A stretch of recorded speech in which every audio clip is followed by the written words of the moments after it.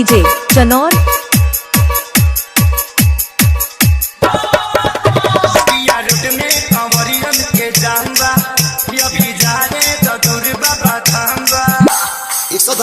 फिर अवतार से गाड़ी चल 9:45 रफीगंज स्टेशन पर पहुंचा।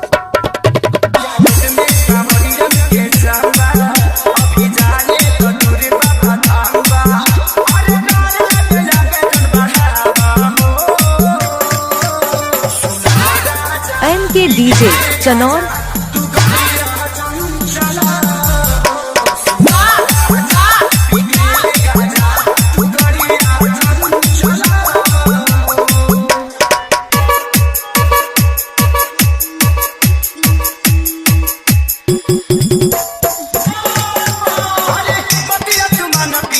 अपना में हर के पूरा परिवार बाटे अपने ही घर के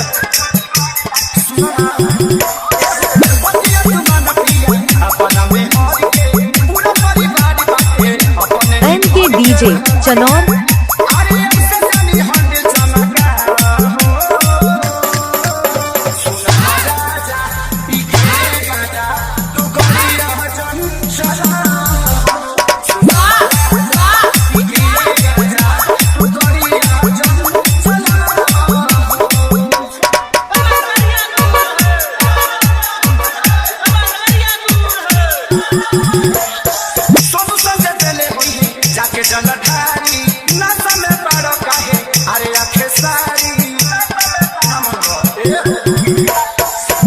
के डीजे चनौर।